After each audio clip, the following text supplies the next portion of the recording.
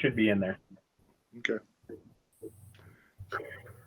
Okay, to start this meeting off, let me read off the list of all the participants that we have on the with the college.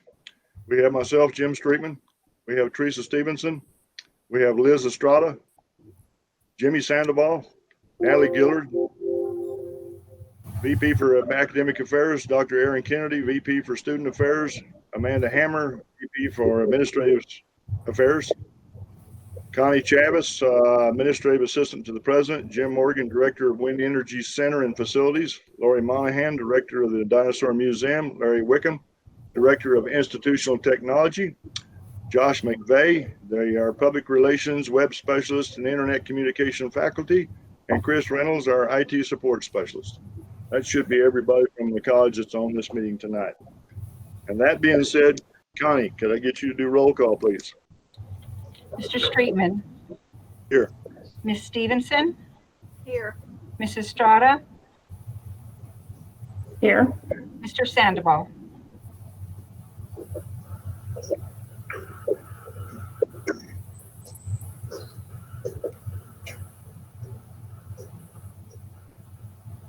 Mr. Sandoval, I believe you're on mute.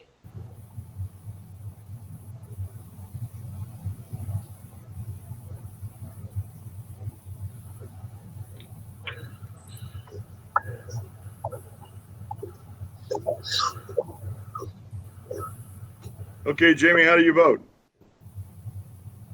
Yes. Or are you Can you here? hear I me? guess I should say.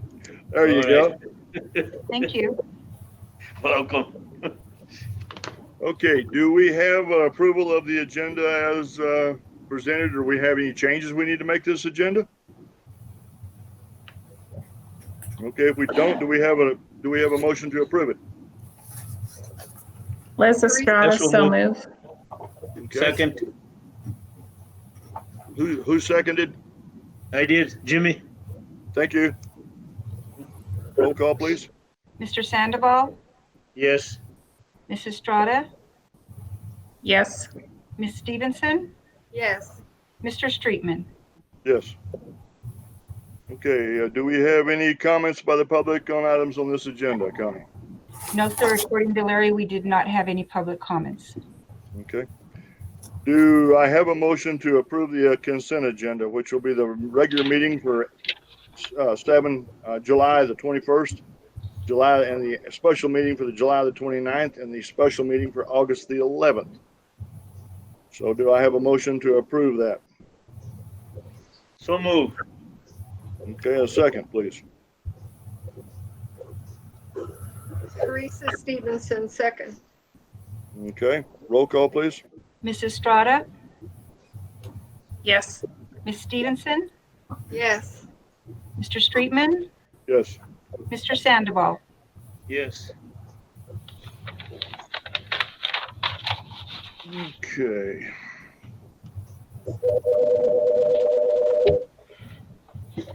Hang with me a minute, I'm getting to my paperwork here.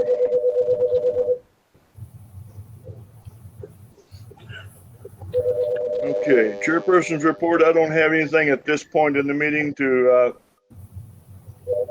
present. So onward to Ms. Gillard, President's report.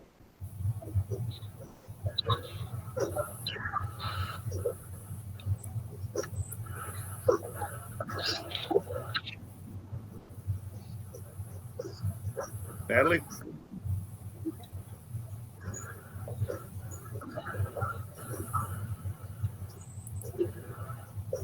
Hello, Natalie.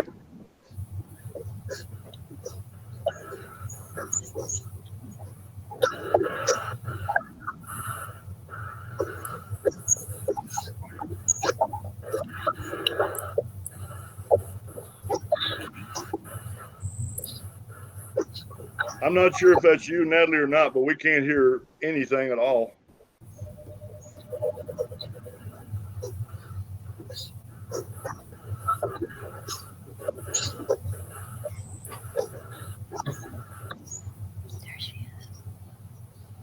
Can you hear me now? Thank you. Yes, ma'am. Okay, there was a technical difficulty, and Okay. okay, so as I was saying, and none of you heard me, we have a number of items to present to the board tonight under the president's report. The first is the annual Dinosaur Museum report, and Miss Lonnie Monahan, museum director, is here to present that report. So without further ado, Lonnie?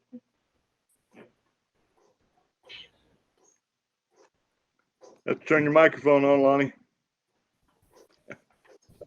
There you go. Says it's- Am I on? Yes, ma'am. Larry? Yes. Yes. Okay. I have a PowerPoint. And I'm starting, the handout that you have, the last page is where we're starting. I wanted to start with the financials so that we had the good news first. If you take a look at it,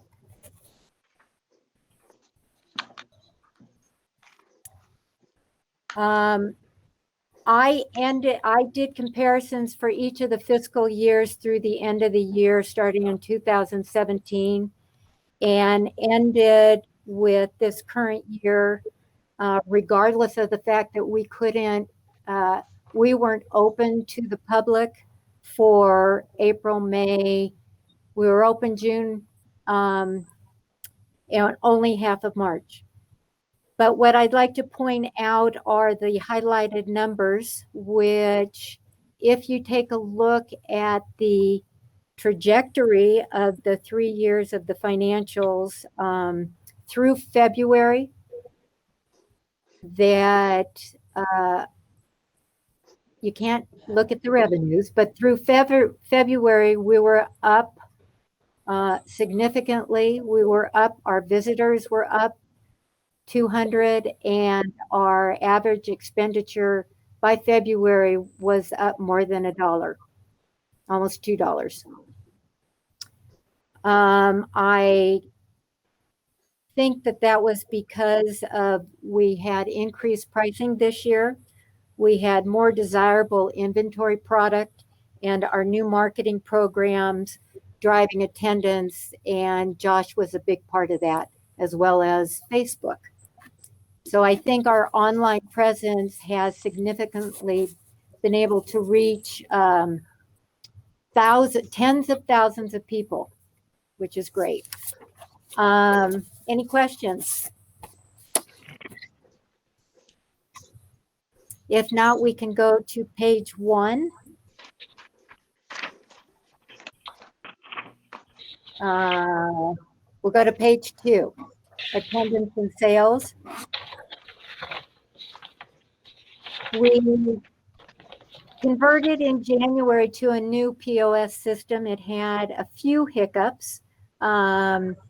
Getting the year-end financials together, I'm running into a few more hiccups, but nothing that is not surmountable. And we are tracking all the usual different types of attendees, but we are no longer tracking geographical locations of the visitors because we went through the last 10 years and realized there's very little change in where our visitors are coming from.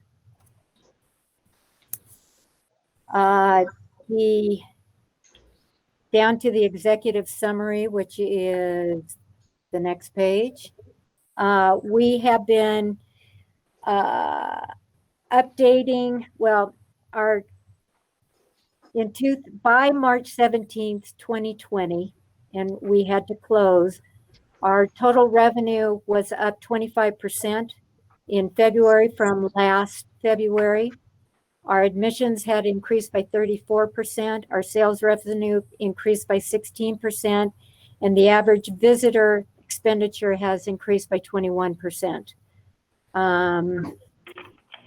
The activities at the museum include,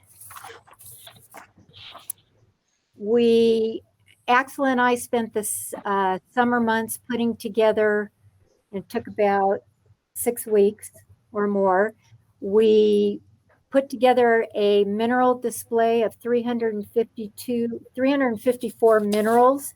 We labeled all of them. We just are displaying them according to type, and a identification card was created for each one of them. I'd love all of you to come visit the museum while it's closed so that you can have a private tour. We also created a tribute to Howard Shanks as well as his portrait. The fluorescent minerals, several of the existing displays were moved, and we put in a new display where the old climate change display was, and we put together a display showing the student research presentations, and we decided to do that so that our visitors could see what an extraordinary program we have in our paleontology department. And we moved the donation box from booths over to the student research area to encourage support for our program. We got rid of the footprint sandbox and created the teeth and claws. We put up a selfie wall, which you can see on page 4 of the handout. We also put out a new children's table with chairs and dinosaur-themed reading books so that the kids can sit and read. And we were intending to have once a week a reading hour for the younger kids and read dinosaur-themed books to them. What else? Oh, we also put in an information desk within the exhibit hall, and a volunteer has been giving, well, when we were open, giving 2-hour live demonstrations and answering any questions, which was very well received. The field activities, we had 2 field classes take place in 2019. We recovered 40 specimens, and if you have any questions about the field activities, Axel's here to answer any of those questions. In the gift shop, we had we gave the gift shop a facelift as well as the common areas with new paint. And we moved the displays around in the gift shop to allow for better viewing and the added inventory. We are doing inventory now twice a year instead of once a year to see what's moving on the shelves so that we can adjust what is selling and what is not selling instead of having inventory resting in the supply closet. We changed the admissions pricing, as you can see, which I think added to the, which was partially added to the increase in visitor revenue. We were going to start ordering 4 times a year for inventory so that our turnover could be better presented as to what the visitors liked. But we're at a standstill with that. And we borrowed the drink refrigerator and leftover drink inventory from Petey's Cafe to offer to our visitors, which has been well received. We are also selling COVID-19 approved face masks, which were a hot seller until everybody else in town found out what we were doing, and now everybody is selling homemade masks. The community outreach included the Smithsonian National Fossil Day with the Fossil Festival out in our parking lot, which we set record numbers for the free museum day with 359 visitors in 4 hours. We had our first annual Fright Night at the museum, and we had 618 visitors in 4 hours, and Amanda can attest that it was wild. and so can Dr. Kennedy. They were a great help in pulling off the activity, and hopefully we look forward next year to doing it again. The museum billboards were redone on I-40. We created a new billboard and we asked our visitors why they came in, and 86% of them responded that they had seen the billboards and decided that they would visit the museum. I'm sure everybody now has seen the 202 dinosaur footprints that were painted green from the east and westbound I-40 off-ramps. The money for it was granted by the city of Tucumcari and the Lodgers Tax Board. They were very supportive of it. And we just had 2 more skins. Oh, whoops, wrong one. We have noticed, we have gotten comments that they look like backward arrows. And I have extra paint, and we're going to very slowly increase the size. The reason that the footprints were not in one lane was because the painting company out of Albuquerque suggested both, because it would get less wear and tear if each of the footprints were lined in the middle of each lane. So that's why we use both lanes and put them the way they were. And even though we thought that the footprint was large when we looked at it and the template, it didn't turn out as large as we had liked. And so we have volunteers that we're going to enlarge those footprints. And I talked about the billboards, and we had the exterior of the wall painted with a Tovasaurus mural by Doug Quarles. And every day, even though the museum's closed, we see people all day long taking selfies in front of the Tovasaurus mural. And we've been added to the Chamber of Commerce guide of the town murals, so that will increase our business as well. We have new gift shop bags and mouse pads. If anyone wants a mouse pad, we'd love to give you one. And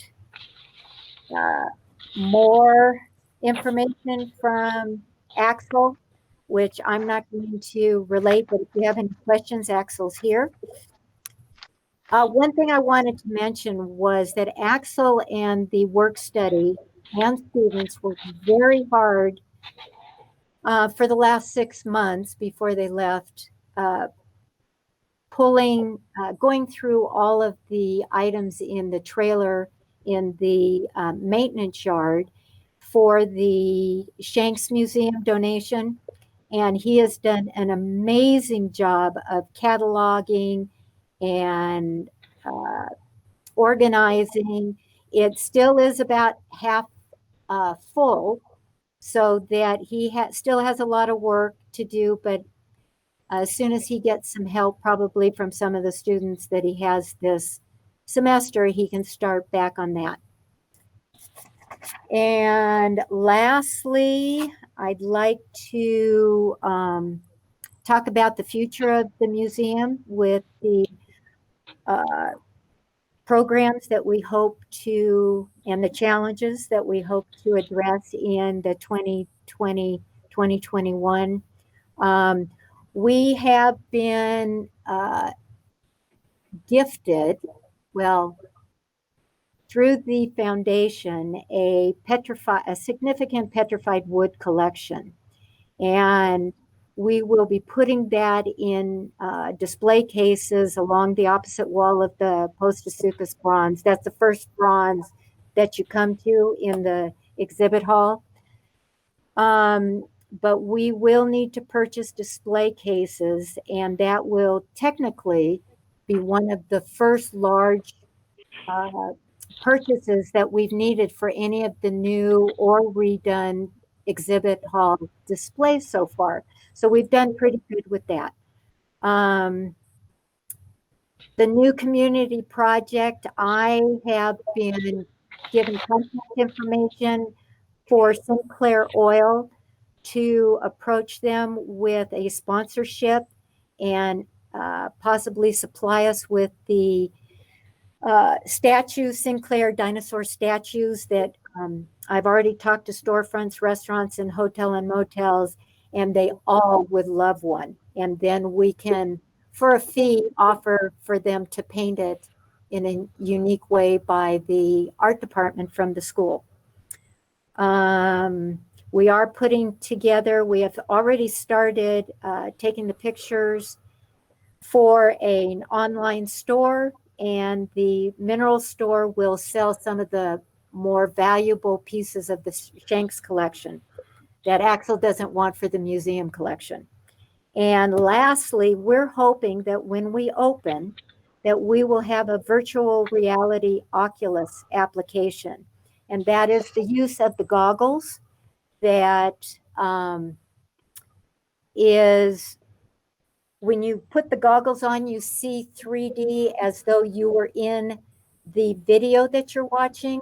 So we were going to do one in the exhibit hall, and Axel and the IT department were just ready to go out, unfortunately, in the 1st of May to physically do a 3D video of a dig, so that when people put on the Oculus, they can actually feel as though they're at the dig. And we also have permission from the site owner to go ahead and do that video. And the other for the gift shop, if we can do it, we can run 3D videos when you put them on that you're underwater swimming with the dinosaurs, or you're in a forest and the dinosaurs are walking all around you. So that is all I have. If you have any questions, please ask them. We've had a busy year, and I'm so thrilled that we accomplished as much as Axel and I accomplished. Well, thanks to both you, Lonnie and Axel. You guys have done a lot of great things, as your report shows. So thank you very much. Thank you. Okay, Thank now you. moving on to item 2, renewable equipment allocation that we received through an appropriation from the state. Jim Morgan's going to provide information on this matter. So Jim, please. Yeah, can everybody hear me? Yes. Yes. Okay. Back in 2019, we received an appropriation from the legislature for $350,000 for the purchase of renewable equipment. Ostensibly, the vision of Dr. Grossbeck was to buy the solar equipment, converters, and all that as necessary so that we could then teach microgrid control circuitry, which I don't know of anybody in the state that's even started thinking about doing that. If you got this paper that I gave Mr. Treatman, it does describe what a microgrid controller system does. Basically, it decides whether you should use solar or wind or gravity feed or whatever based upon what's available, just to keep your batteries charged, which then makes sure that your loads are supplied. It does that automatically with its intelligence that's on board. Nobody's really doing that. Nobody's really teaching how to program those. I think that's something that's ongoing. Of that $350,000, the only expenditure we've made so far has been $56,000 to ship and install the current in the shop, the nacelle that's laying down, and it's turned out to be one heck of a good training aid. Field Corps was very instrumental in getting that, and they are using it all the time. They were really good Samaritans about getting us that. They will also continue to use that.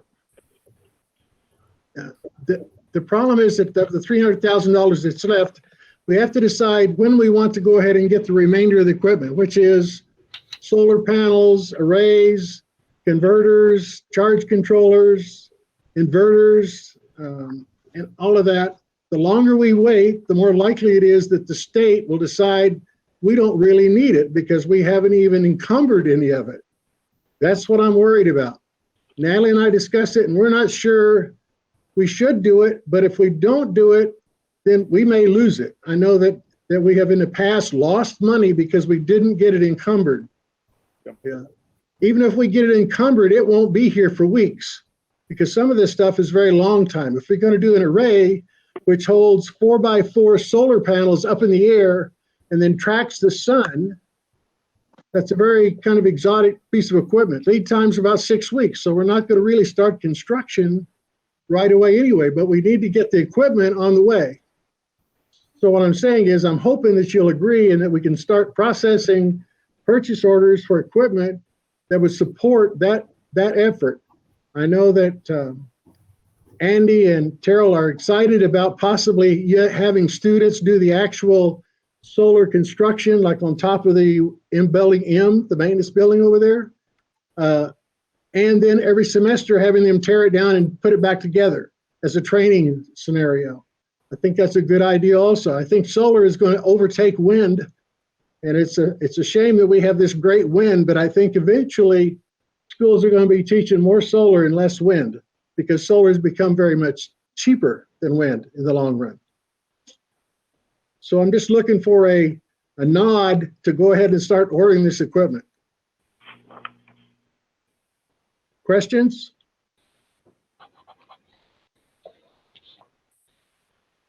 Anybody have any questions? Okay, I'm gonna voice my opinion with Jim. In the past, we have sometimes been a little bit slow to respond to some things, and yeah, we've the state's turned right around and taken funds away from us. This is something here that I don't know that we can wait on. I think we need to move on it. I think we need to get Jim and Andy and Terrell started on it.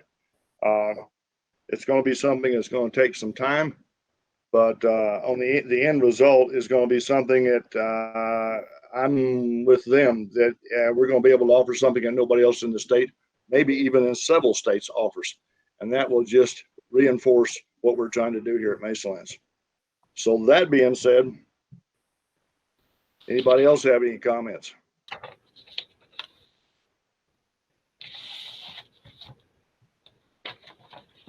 Then do we have a motion to approve this and let those people move forward?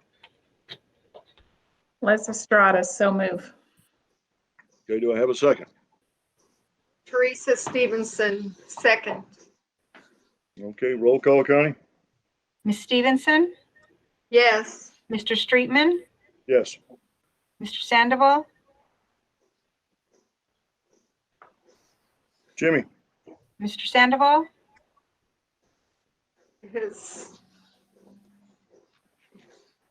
His mic is off.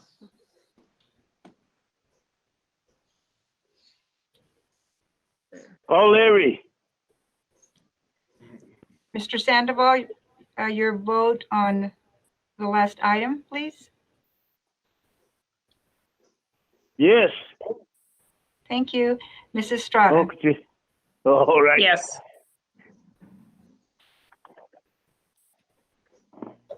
Okay, Natalie, moving forward. Okay, item number 3, Amanda is going to provide an update on the CARES Act. And if she needs me to join in, I will do so. But at this point, Amanda, if you can just share what you found out regarding the institutional portion of the CARES Act funding. Okay. I am in email contact. We played voicemail tag for a little while. Now we're emailing with a representative from the Department of Education regarding how we upload the agreement for the institutional shares.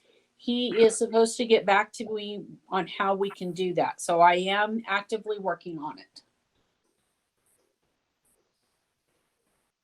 So just a little background, we did receive funding for both students and the institution. It was a 50-50 split of the total received. The first money was be distributed to the students, which we did so in a timely manner.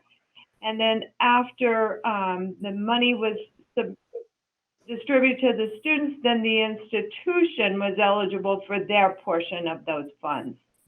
Okay. 2 certifications were required by the president. So as the interim, I signed both certifications. And it's just, we do have 1 year to expend those funds. So since Amanda is making progress with the U.S. Department of Ed representative, it sounds very hopeful to me that we'll be have access to those funds fairly quickly. Okay. And we have And- received the portion that we did give to the students. We did Okay. get reimbursed for that. Then do we have to spend those funds first to be able to receive them, or how does this work? Yes. Okay, So it is a reimbursement plan. So basically, we will expend them appropriately and then we can draw down the funds. But okay, at this point, there's no funds available to draw down because myself, Dr. Forrest Kotz, and Natalie are all working on how we get that agreement sent in. okay. So we're not gonna lose it then, is my worry. No. Okay. No, We just need to keep pursuing it till we get it locked down. Correct. Yep. and you Okay, just now- don't worry no more. We're going to get it. Okay. You, at one point, there was talk about, I think Natalie, you had mentioned using some of that for the stations we're gonna have to go into a building. Isn't that correct? Your temperature checks and stuff? Oh, yes, for COVID-related supplies and equipment, yes. Okay, And so Larry has identified one system that will provide a scan that we can use. So that would then be housed in Building A. In addition to that, it can be used for supplies that we wouldn't normally have to purchase, but are having to do so because of COVID. May also be used to provide training to faculty for switching over to online, as well as technology related to providing online learning. okay, So there is some flexibility. I mean, it's not that restrictive. It's Okay. all though related to COVID-19. very Okay, good but- then. That's a good segue into our next item, number 4. Larry Wickham, our Director of IT, is going to discuss the needs to upgrade our server. So Larry? Okay, so our on-campus server cluster was purchased back in 2012 when we initially acquired Genzabar. At that time, we had a life expectancy of the cluster of 3 to 5 years. At this point, 3 and 5 years have come and gone. And COVID has really changed the way we do business, and we're relying more and more on this aging component that is kind of core to our infrastructure. I've already begun to see some disk failures on some of the hard drives in the system that have been spinning continuously for the last 8 years. And to me, that's kind of an indication that we're about to experience a more significant hardware failure. So I'd like to pursue replacing that. Hopefully with some of the CARES Act funding, so that we can better connect our faculty and students online. I have researched a solution from Scale Computing that is what they term a hyper-converged solution. This solution combines the hardware, storage, and virtualization into a central appliance that's also supported by one company. Right now with the system we've got, I have 3 different vendors that I have to work with, and it would simplify managing it significantly. Essentially, what I'm looking for is an approval to spend about $40,000 to bring our system back up to par and more reliable for everyone on campus.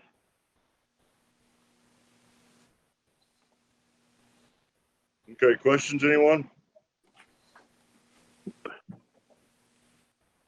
I guess the number one question I've got is that 40 going to be enough, Larry?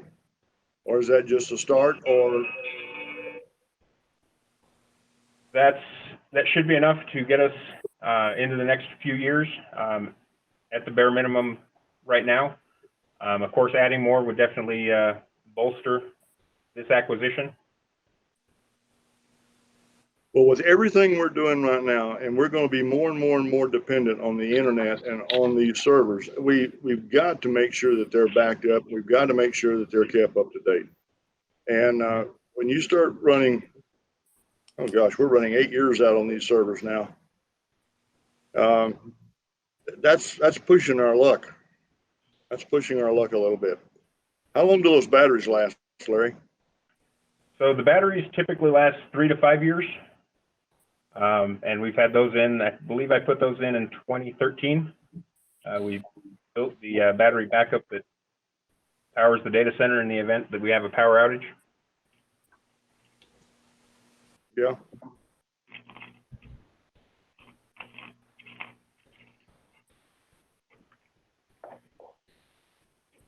Any comments, folks? We need it. I'm like that. I'm looking for a motion that we give Larry the authority to proceed with this and at least take it to 40. And if he needs to go more than that, then we may have to reconvene. But give the authority to spend at least 40 and get some of this stuff upgraded and try to get this thing a little bit a little bit better shape. I know just this last week we had a server issue up there, and this isn't the first time. And that's the last thing in the world we need to go down on us is lose a server, because that will take everything down. So anyway, do we have a motion to give Larry the authority to proceed at least up to $40,000 to try to get some of this stuff upgraded? Yeah, so move. And a second, please. Teresa Stevenson, second.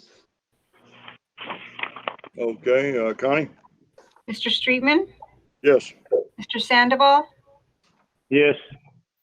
Ms. Estrada, Yes. Ms. Stevenson. Yes. Okay, so moved. I guess go on to Ms. Gillard, Academic Affairs now.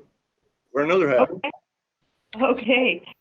So there's a lot to say about academic affairs, and but I'm just going to make a brief statement and say that the faculty, as well as the staff that are working directly with the students, we're making adjustments.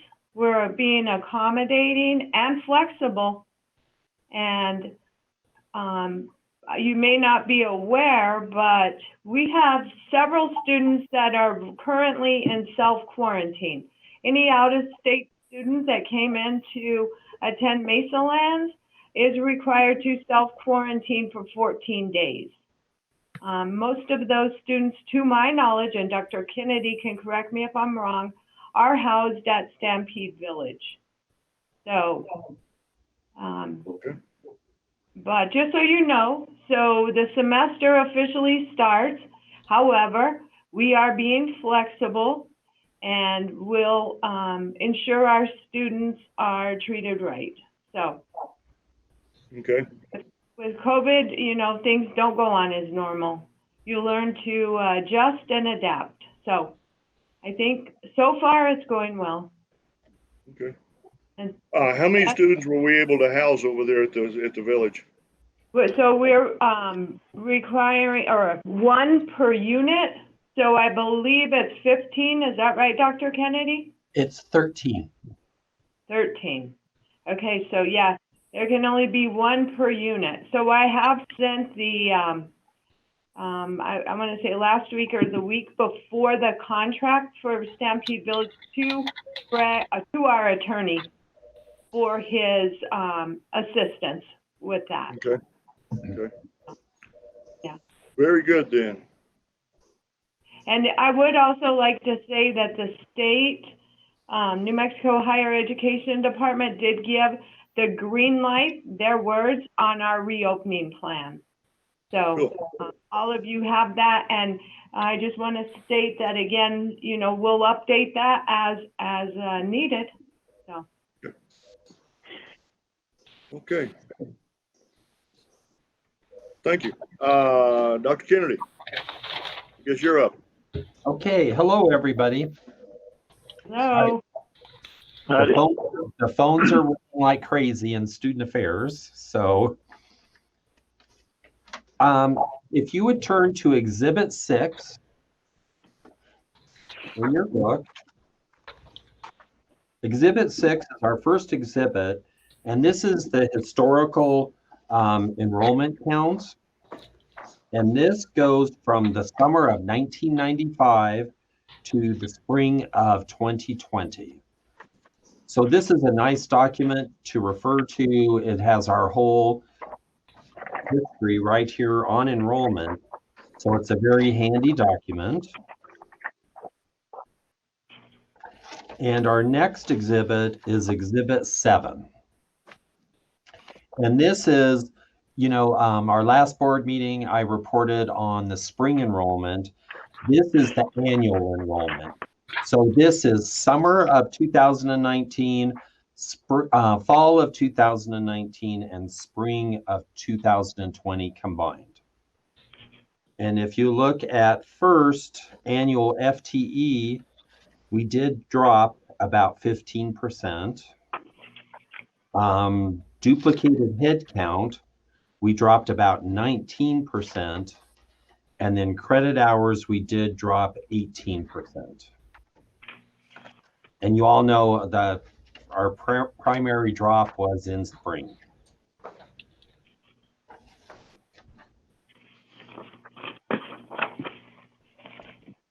And then there's some other data there, but I am going to switch you guys to Companion Exhibit 2.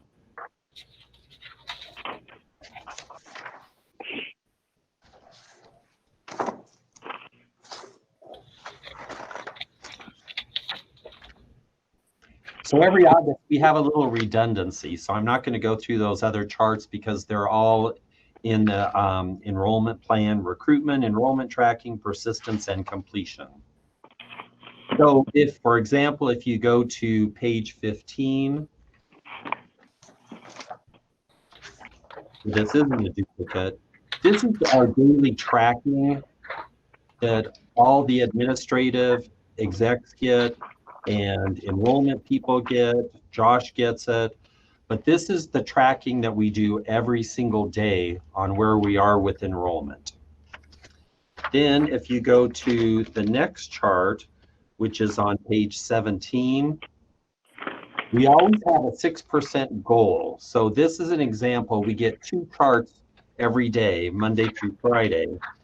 And this is the daily enrollment comparison chart with the 6% goal included in it.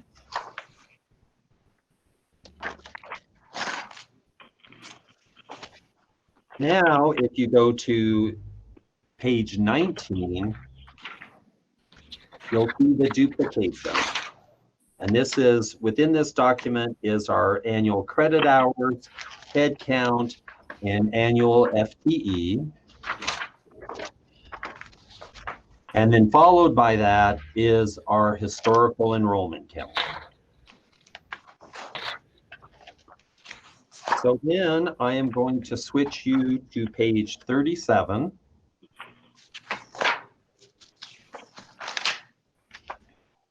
Everybody up with me? So far. Okay. Now we're going to go into our persistence rates. And the first one is fall to fall. So this is the hardest one. This is going from, say, fall of 2019 to 2020. But our latest data was 2018-19, because you know we're always behind on this. On our data collection, we can't report it any earlier. It won't be till next year that we have 1920. So for this last year that we're reporting on, we did drop a little bit from the year before, 72.1 to 64.1. But the very last column is the New Mexico Independent Community Colleges. And for that same time period, their average was 60.8. So that's still very good.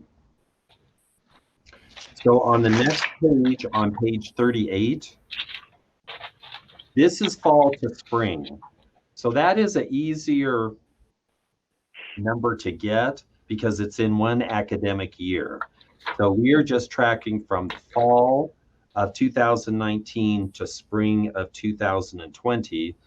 And on that one, we jumped from the year before, 76.9, we jumped up to 81.7, and the New Mexico Independent Community Colleges average is 80.7.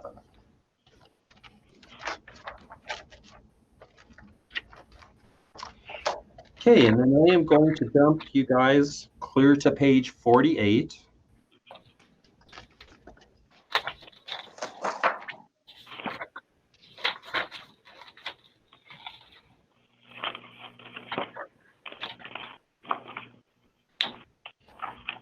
And these charts are how our students did if an instructor turned the students in for a referral, how they did with their final grades.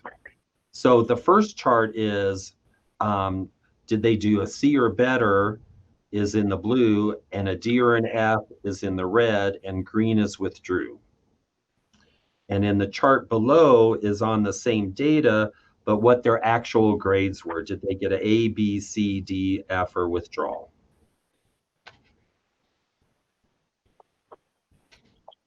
And we just always want C's or betters. And we don't like D's or F's, but D's are. How come they're on the spring of 2020 on that bottom one? We had 11 F's.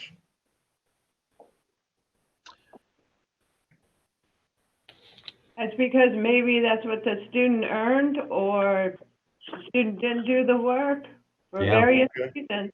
Grades are earned, not given. That's one thing we always have to keep in mind. Well, and I was looking at that and wondering if it was related to COVID, but you turn around the fall of 2019, we had 25 there, so no, that wouldn't necessarily have been COVID. Okay. No, good idea though.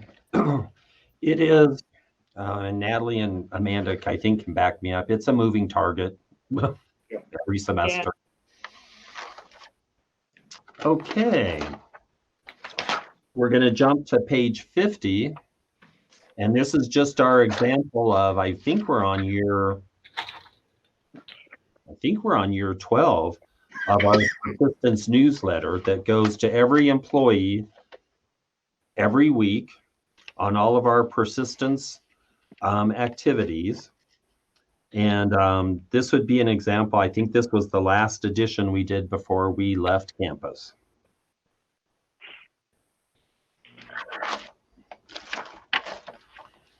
And then we are going to jump. Our final thing is graduation rates, and that's on page 64.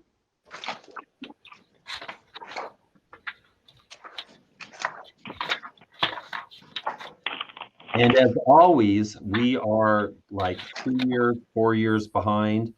And that's when Forrest gets the finalized numbers by IPEDS and the DEER report.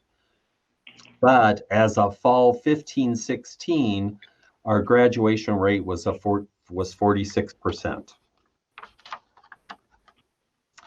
And if you go to the next page, graduates by program, you can track exactly were these in business, CIS, wind energy, allied health, and by what year.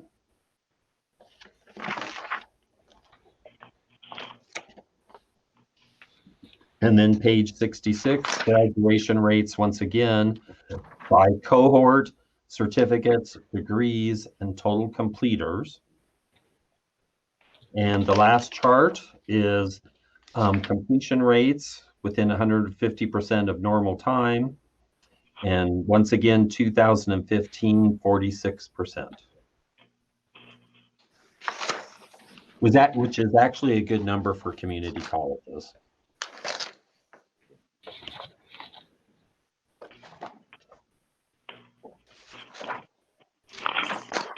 And that is my report for this evening, and thank you. Thank you, sir. Okay, moving on, I guess, Ms. Amanda Hammer. Good evening again. So the first item on the agenda under my division is the monthly finance report. It is companion exhibit number 3. Within it is different exhibits. The first one is our budget summary. This budget summary for the 2021 year is reflective of the approved budget adjustment request that we submitted last month. It's already been sent back to me and it is approved. Good. So, I'm sorry. Good. Okay. So we don't have a whole lot of revenues yet, but the total for the month was $396,166. We do have quite a few expenditures because it includes our annual property and risk insurance payment. So that total was $382,159 for a total increase of $14,007. The second exhibit within this is our certificate of deposit activity. We did have several of them earn interest over the month of July for a total of $743.50. And since we just began our year, that is also our year-to-date total. Exhibit 3 is the check register for July. It is really small. A large part of that is because a lot of them were June 30th checks. We got as many paid as of June 30th as possible. It makes it a little bit less tedious in the business office the more we can have paid by the end of the year. And then also because of us having to be out of the office due to the COVID-19 testing, there was about a week that we were not able to actually get checks processed. The total for the month was $30,482.83. I do want to assure you that we did not pay any bills late. We just have them taken care of here. Okay. And we will probably be making up for it because now it seems like we have quite a few invoices that have come in. Does anyone have any questions on this document?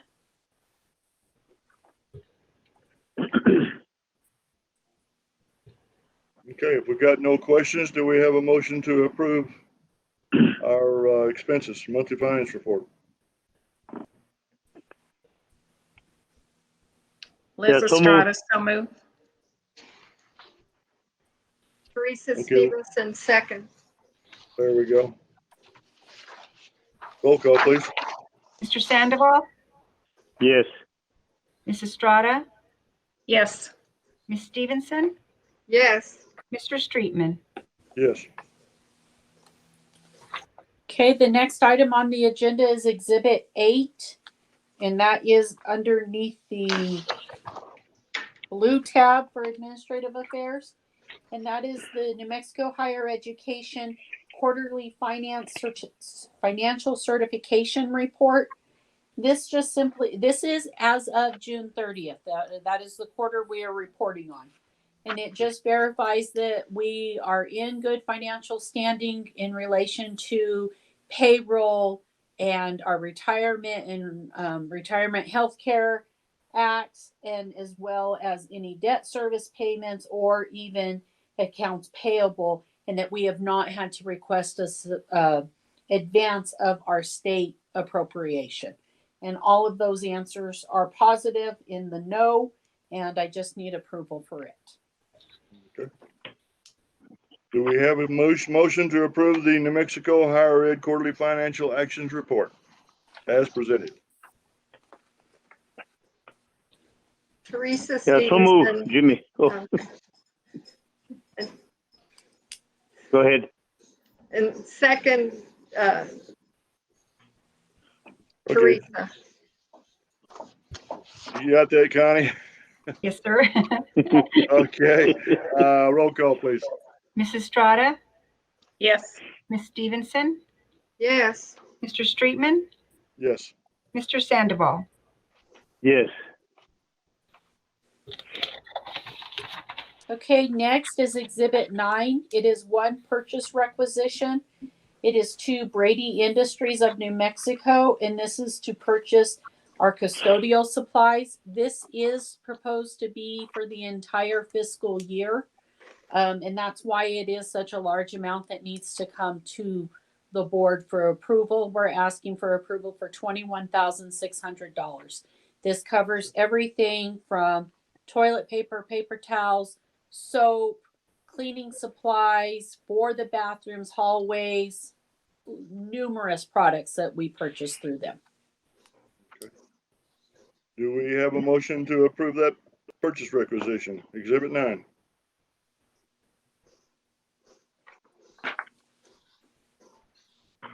Teresa Stevenson, I move.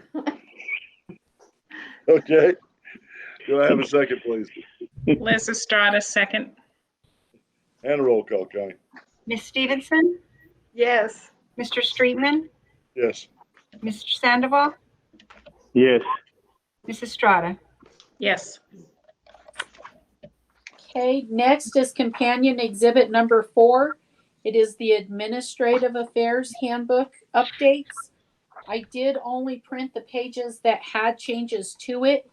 It is for the most part correcting the fiscal or correcting the year and titles.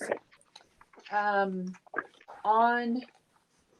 what is page 2 of the document after the table of contents, it does say that the budget transfers between different areas do require the approval of the Board of Trustees and then the New Mexico Higher Education Department.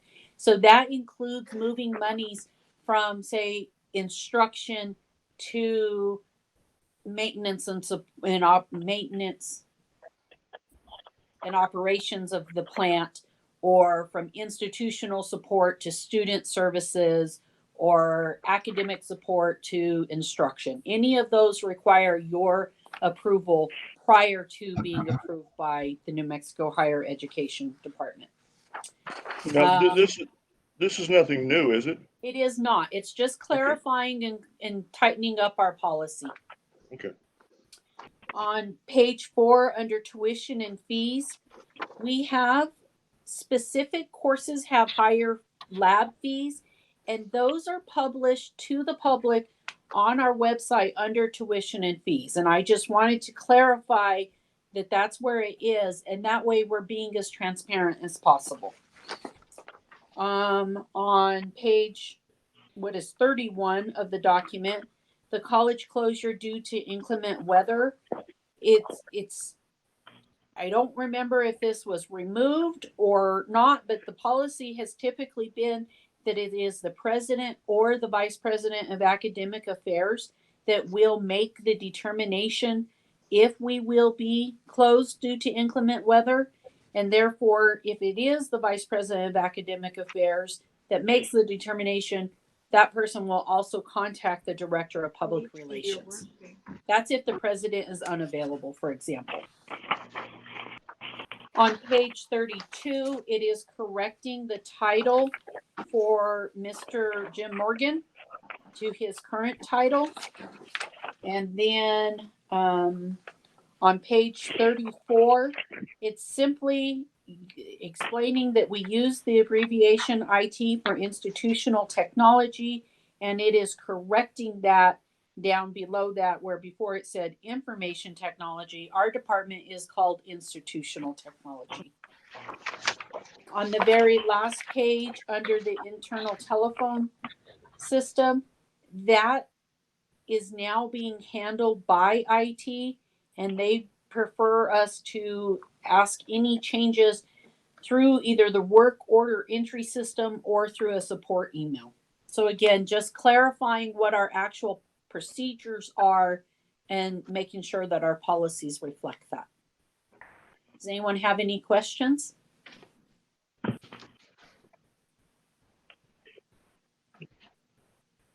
Now, these are the only pages we've got any changes on, just these few, right? That is correct. I'm not sure if I see anything here that really needs to be looked at by our legal staff, but let me ask you this. Have we had any prior changes in the last 2 or 3 years that may not, well, we know they haven't been reviewed by our legal staff prior to this? You know, there has not been very many changes to this document. I believe most of the changes were in the personnel handbook, and I know Ms. Gillard is forwarding that on already. Okay. I am happy to submit the whole thing to legal. Well, it probably wouldn't hurt just to have the review done on it. But that being said, folks, do we have I think we ought to have a motion to approve what they presented to us at this point with the clarification that legal approve it. So can we clarify that I will bring it back to you if there are recommendations to changes from legal? Otherwise, if approved tonight and there's no recommendations, I will go ahead and publish the document. That will work. Yes, Okay. ma'am. Thank you. Do we have a motion, folks?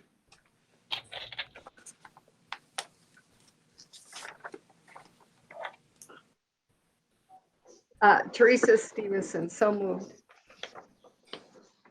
And a second. Second. Okay, Jimmy, roll second. call. Okay. Yeah, roll call, please. Yes. Thank you, Jimmy. Mr. Freeman, Yes, ma'am. Mr. Sandoval, Yes. Mrs. Estrada, Yes. Ms. Stevenson. Yes.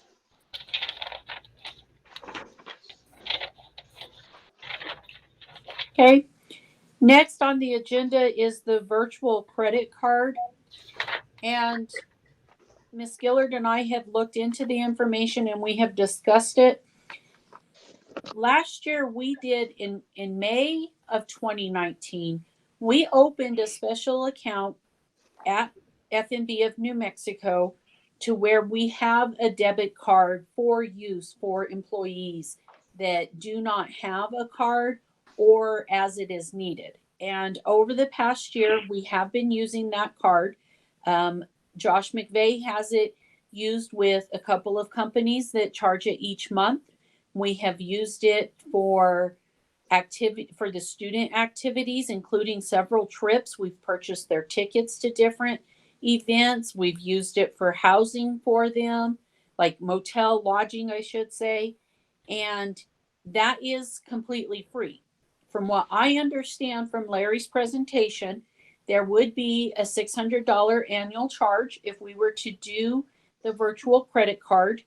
And I believe it also adds 2 or 3 steps to myself at this time. It's not staff, it's myself having to still use the debit card, do the transfer with the bank for that, on top of logging into a new system and doing it on their side as well.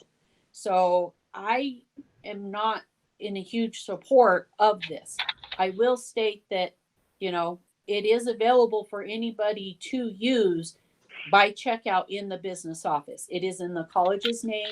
We keep a low balance to protect the college in there. And myself or Tammy Hall review the bank account every day to verify the transactions that happen on that debit card when we're looking at our ACH transactions anyway. Okay. I guess my question is this card, will it work for a enrollment type? Something that you want to purchase that's going to extend out for a year.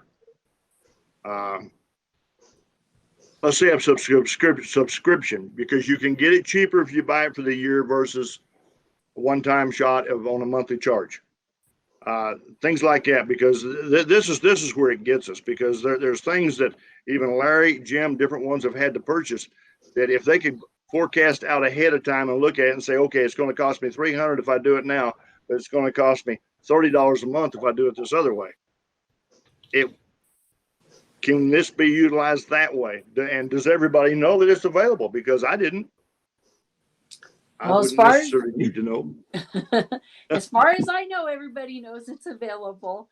Josh McVeigh is using it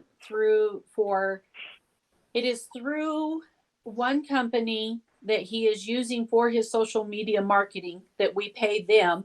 And then Google uses it to charge us each month. And Facebook is charging the debit card each month as well. And we kind of have a little system going where we know that on the 11th of the month, Logical Positions is going to charge us that amount. And therefore, I can do the transfer and then I have to do the journal entries as well. Okay. Larry, will that, I guess my question for Larry is, will that work for what Larry is needing to do on some of the things? Yes, it'll work. I am concerned about everyone using the same card number. But other than that, that's really my only concern, is having the same card number for Josh to use, for Student Affairs to use, for myself, for Jim, for really anyone on campus. If something were to happen to that card number, everybody would have to go through and refresh their card number wherever it was used. Right. The That only is thing- an advantage. Go ahead. The only thing I'll add to that is debit cards may be used just like credit cards. Unless I'm wrong, Ms. Estrada, please correct me. And there is also protection just like you receive on a credit card. So based on what Amanda said, it sounds like the logical choice is to use the debit card.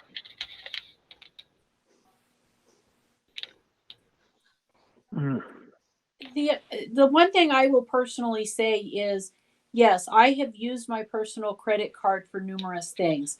I am planning to use my credit card to register the brand new pickup next week. And then I submit for reimbursement. And I have always, every single time, been paid on my credit, been reimbursed by the college way before that credit card bill comes in. I realize not everybody has that option, but that's why we have why we have that debit card. Manny and Senias took a group of students to Santa Fe in February, and I worked with the hotel and I got them the information they required before they went, and we processed it on that debit card.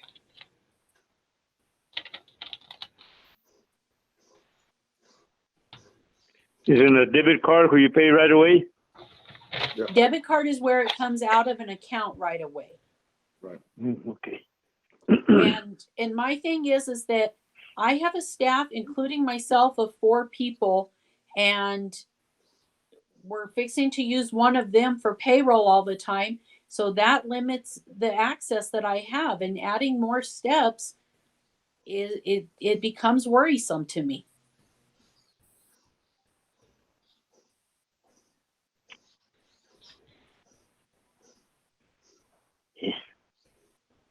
Liz, what do you think?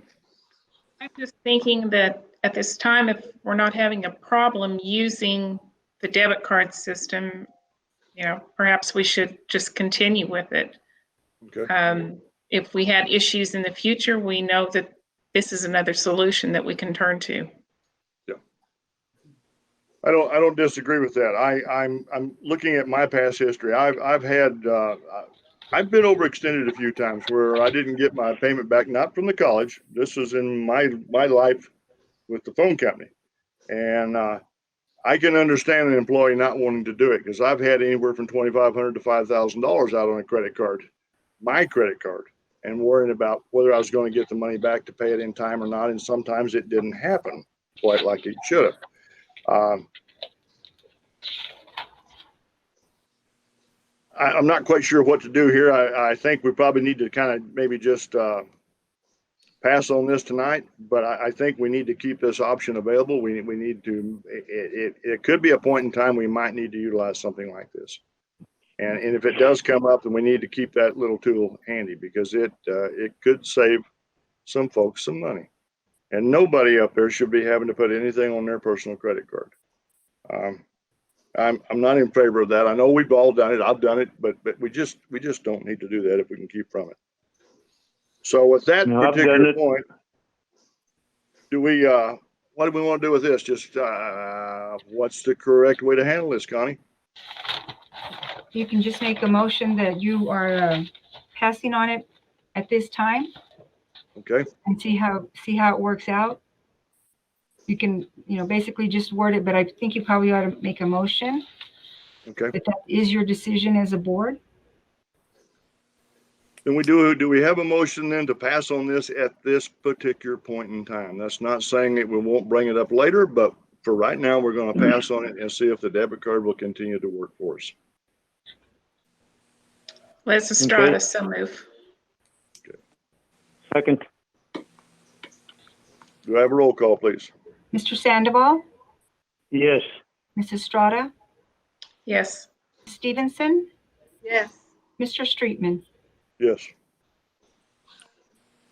Okay, the last item on my section is to request approval to waive fees for the fall 2020 semester. I am asking the board to approve that we not charge students for student activity fees, outdoor activity fees, or late enrollment fees during this time. Due to the virus, we won't be having any student activities, and we don't want them, gathering in large groups to do outdoor activities.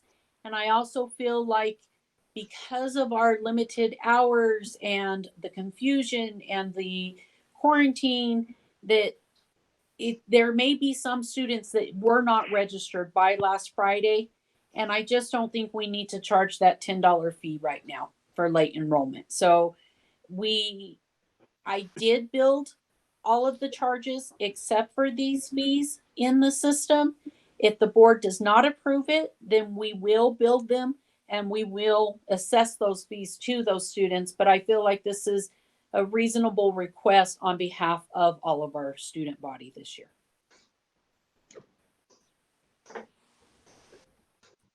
Do we have a motion, folks?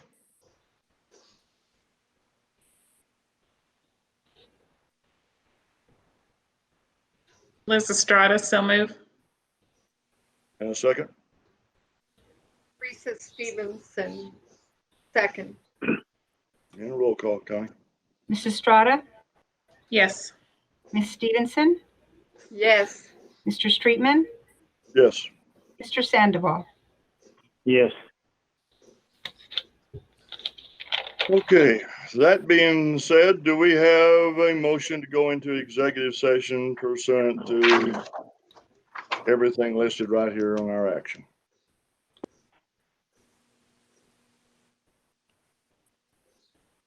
Teresa Stevenson, so moved.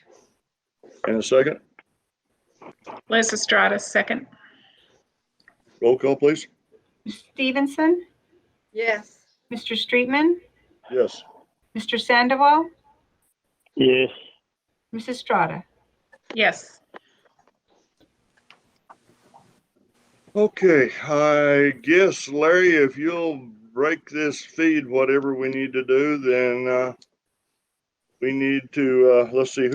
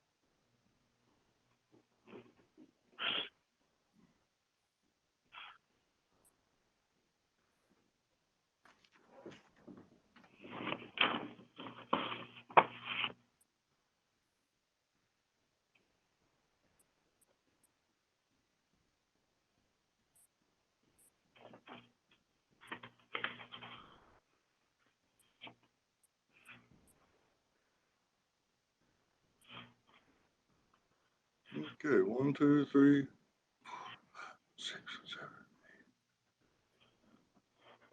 7. I think we're still missing Dr. Kennedy. He's in here with me. We're listening. Okay.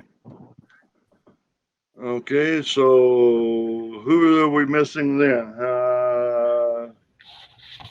Probably not anybody. Okay. Have you got your feed up, Larry? Yes, sir. Audio's good. Okay, do I have a motion to reconvene from executive session? Teresa Stevenson, so moved. And a second. Second. Jimmy. Okay, roll call, please. Mr. Streetman, Yes. Mr. Sandoval, Yes. Mrs. Strata, Yes. Miss Stevenson. Yes. Okay, action needed if based on executive session. Yes, we've had some action. Liz, would you want to lead off with that one first one?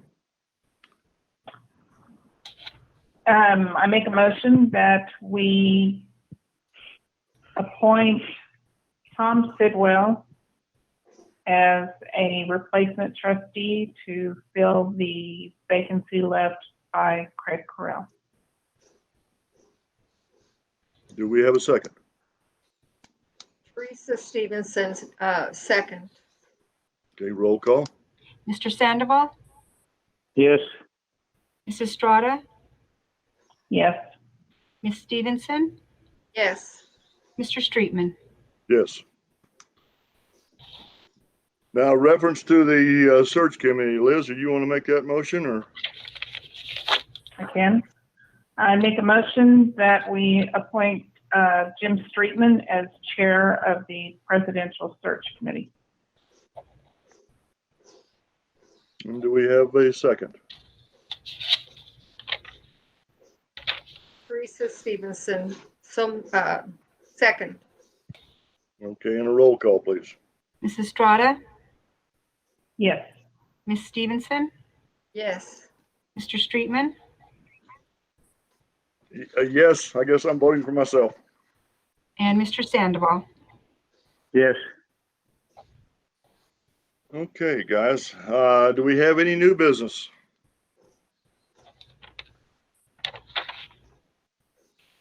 All the correspondence is in the back of our board book and as well as our monthly calendar. Informational items, important dates, Labor Day will be observed. The college will be closed on September the 7th. Our calendar is back there, the Board of Trustees annual calendar of projects or reports. And selected professional development activities for July of 2020. If that, does anybody have anything else that they wish to discuss? Liz, No, sir. Jimmy, No. Teresa, Nothing. Amanda, No, sir. Dr. Kennedy, No, sir. Connie, No, sir. Natalie, Nope. Josh, Sorry. Well, no, I don't know. If, no. okay. That being said, we're going to call this meeting adjourned. The only thing I do need to ask is, Connie, you need 72 hours notice, correct? Yes, sir. We're going to have to probably call for a special meeting because there's some other things we need to discuss, but we need to get this gentleman sworn in and get him a computer and get him kind of set up. He is a rancher in the Quay Valley out there, the owner of the JX Ranch. They raise natural beef. It's grass-fed, finished. I guess they have a pretty good product, and he's served on various boards around the area, as well as New Mexico Cattlemen's Association. Is that correct, Liz? Yes. And so he should be a really good asset to our board. That being said, Connie, I'll get with you to find out what date will be available. We'll probably have to swear him in over the internet like this, unless somebody can think up something a little bit better. We'll go from there.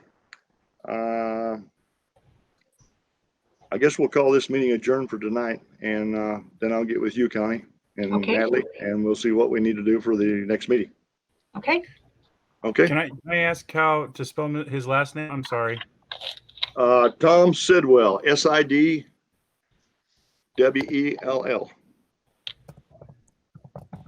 And if you punch him in there and look him up, you'll see a reference to the JX Ranch out there in the Quay Valley. Okay, yes, sir. I believe it was JX, yeah. And can I put together just a press release saying that he's been put in position for that, or should I wait till after he's sworn in? Yeah, because basically it's just a matter of swearing him in. He's got the position. It's just a matter of swearing him in. Okay, yes, sir. And I'm fixing to make a phone call as soon as we get off here and let him know that he has been selected to, if he hadn't backed out, he's been selected to serve with us. Y'all have a good evening. With that being said, let's call this meeting adjourned at 7:12 p.m. on 8/18/2020. Okay, Jim, good so night. long. Thank Okay, you. good night, everybody.